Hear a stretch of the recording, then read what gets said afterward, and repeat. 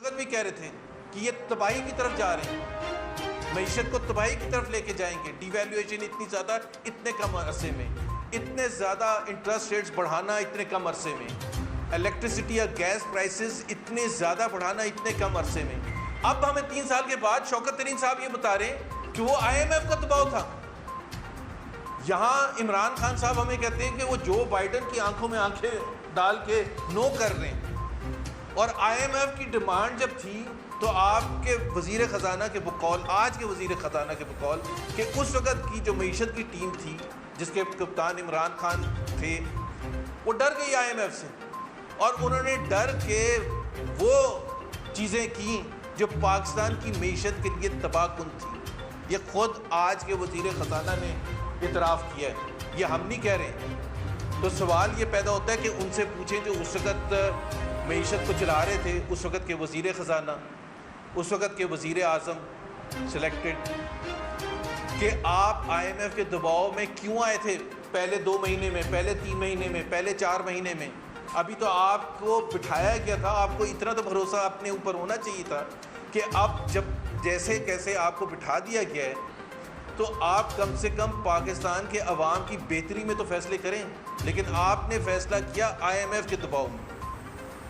ये वज़ीर ख़जाना शौकत तरीन कह रहे हैं, ये मैं नहीं कह रहा। पार्लियामेंट में भी खड़े होकर उन्होंने कहा है कि IMF का दबाव था, इस वजह से हमने डिवैल्यूएशन की। IMF का दबाव था, इस वजह से इंटरेस्ट रेट्स डबल से ज़्यादा किए। आज हमें कैसे पता है कि IMF के दबाव में आके आप क्या क्या फैसले कर रहे हैं पाकिस्तान की मईशत को तबाह करने के लिए। आज हमें कैसे भरोसा है कि वही इमरान खान जो उस वक़्त भी वज़ीर आज़म थे और आज भी वज़ीर आज़म है, वो इतनी उनकी जान निकलती है कि वो फैसला करने के काबिल नहीं है और वो IMF के दबाव में फैसला। आज हमें कैसे पता है? इसलिए हमें कोई भरोसा नहीं, ना ही इनके फैसलों का और ना ही इनके नंबर्स का। सो जो नंबर्स इन्होंने प्रेजेंट किए हैं, जिस तरह मैं कह रहा था कि आप नंबर्स प्रेजेंट करते हैं उसमें कुछ तो रियलिज्म होता है कि आप पहले दिन उसको ऑन करते हैं नंबर्स को। अब कल भी जो तकरीर की है, हमारी नज़र में ये बजट जो है इतने बुरे तरीके से एक्सपोज्ड है। पहले हम रेवेन्यू साइड की बात कर लेते हैं कि 150 बिलियन के जो आपने एडिशनल टैक्सेस थे मिल्क प्रोडक्ट्स पर, और आपने वो SMS इंटरनेट पर और प्रोविडेंट फंड पर टैक्स पर और मेडिकल बिल्स और दूसरे कुछ एरियाज़ में, शोबों में आपने वो टैक्सेस वापस ले लिए। वो तकरीबन 150 बिलियन के हैं।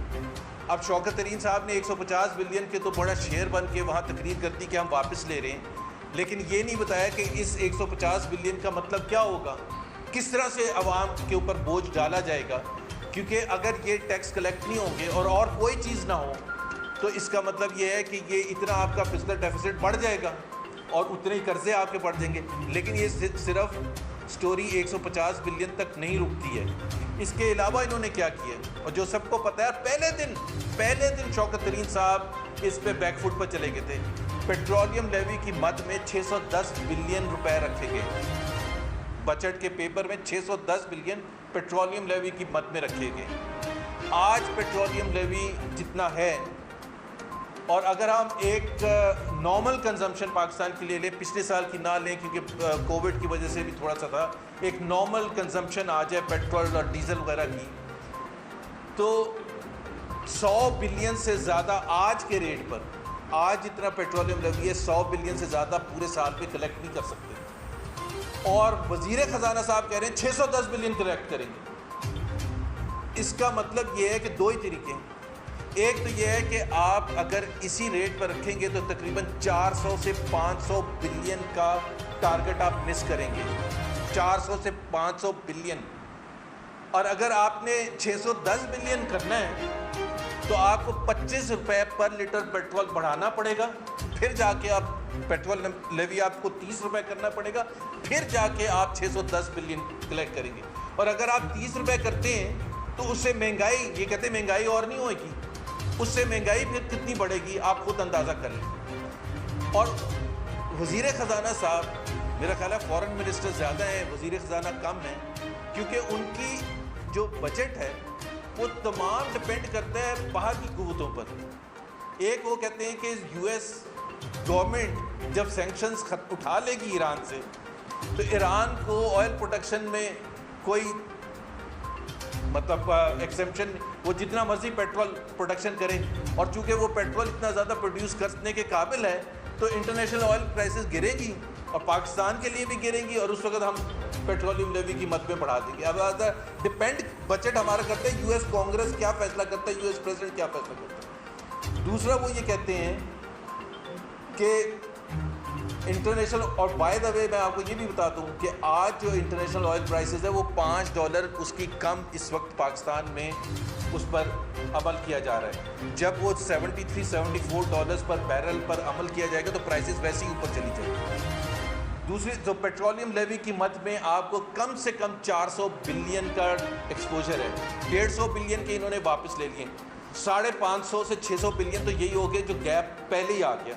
दूसरा इन्होंने बजट में कहा कि 5829 बिलियन पूरा करने के लिए इन्होंने कहा 242 बिलियन के हम एडमिनिस्ट्रेटिव मेजर्स से करेंगे, क्योंकि जब पूछते हैं भाई ये टैक्स कैसे कलेक्ट होएगा ज़्यादा, तो वो कहते हैं 240 बिलियन हम एडमिनिस्ट्रेटिव मेजर्स से करेंगे। और एडमिनिस्ट्रेटिव मेजर्स में उनका ज़रा सोल्यूशन देखें। इस वक्त पूरे पाकिस्तान में 11,000 पॉइंट ऑफ सेल टर्मिनल्स लगे हुए हैं, वो कहते हैं कि मैं 80,000 कर दूंगा, और इस वजह से आपकी एडमिनिस्ट्रेटिवली एबिलिटी होगी टैक्स कलेक्ट करने की ज़्यादा। 80,000, 11,000 से 80,000, ऐसे वो जुलाई की पहली तारीख को 80,000 होंगे और आपका पूरा निज़ाम ठीक हो जाएगा। 80,000 करते करते भी पूरा साल गुजर जाएगा अगर सब कुछ ठीक रहा तो। सो वो 242 बिलियन जो उन्होंने रखे हुए हैं उसमें से 150 बिलियन का और टैक्स एक्सपोजर है, तो 550 में 100 में अगर ये 150 शामिल करें, 150 जो उन्होंने वापस लिया, 150 ये जो उन्होंने ओवर स्ट्रेच किया हुआ है, और 450 तकरीबन पेट्रोलियम लेवी की मद में, तो तकरीबन 700 बिलियन ये हो गए। फिर इन्होंने प्रोविंशियल सरप्लसेस दिखाए हैं, 570 बिलियन प्रोविंशियल सरप्लसेस के जी। सूबाई हुकूमतें जो हैं 570 बिलियन का सरप्लस वफाकी हुकूमत को करके देंगी। सूबाई हुकूमतों के चारों के बजट आ गए, चारों के बजट आ गए। सूबाई हुकूमतें सरप्लस दिखा रही है 320 बिलियन टोटल मिला के, वफाकी हुकूमत दिखा रही है 570 बिलियन। 250 बिलियन का गैप तो खुद सूबाई हुकूमतें मान दी।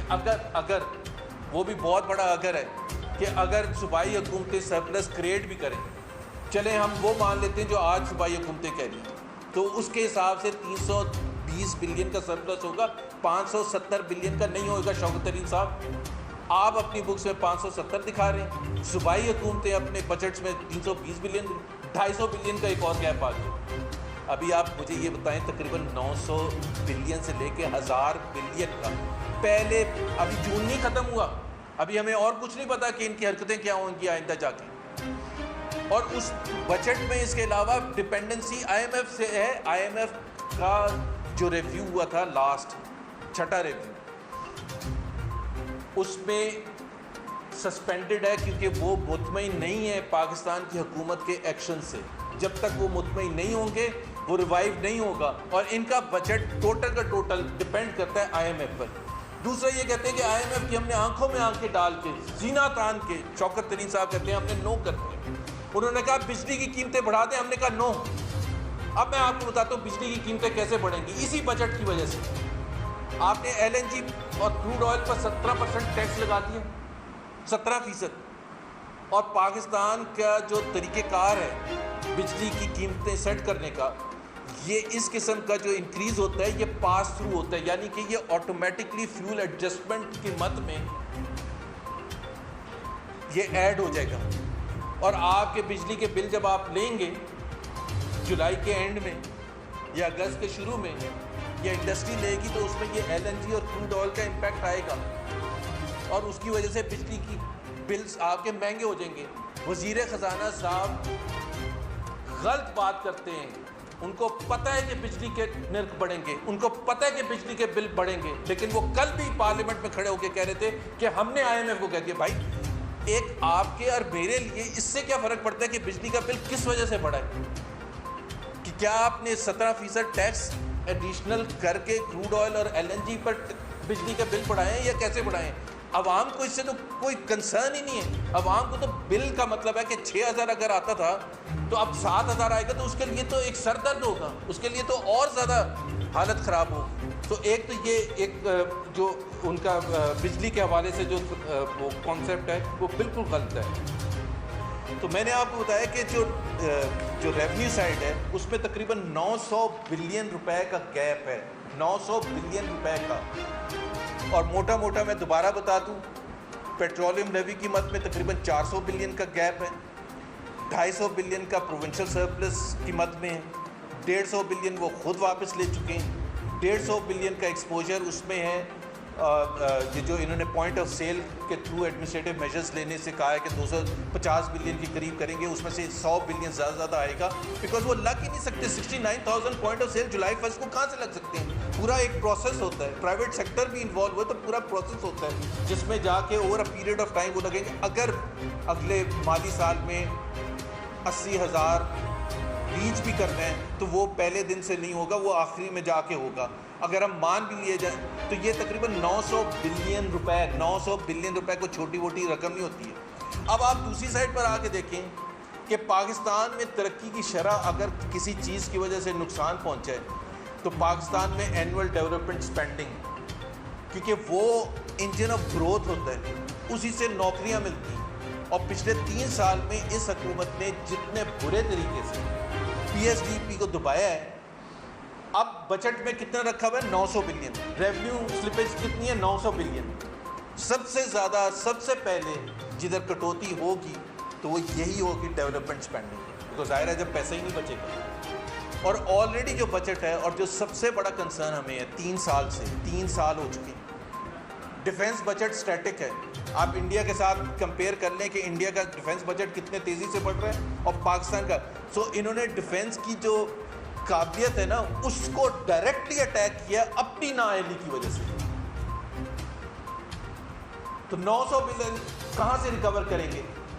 और अभी तो मैं एक्सपेंडिचर साइड पर आता हूँ, वहाँ जो है कि आप पावर सेक्टर में सब्सिडी जो है वो रखी गई है बजट में 330 बिलियन। इस साल पावर सेक्टर की सब्सिडी जो है एक्चुअल वो 500 बिलियन से ज़्यादा है। सो एक्चुअल जो होगी वो 500 बिलियन या उससे ज़्यादा होगी, तो 170 बिलियन आपका वहाँ गैप आ जाता है। एक्सपेंडिचर ओवरशूट करेगा 170 बिलियन, बिकॉज जितनी भी होगी वो आपको पे तो करनी पड़ेगी, अब्जॉर्ब तो करनी पड़ेगी हुकूमत पाकिस्तान को।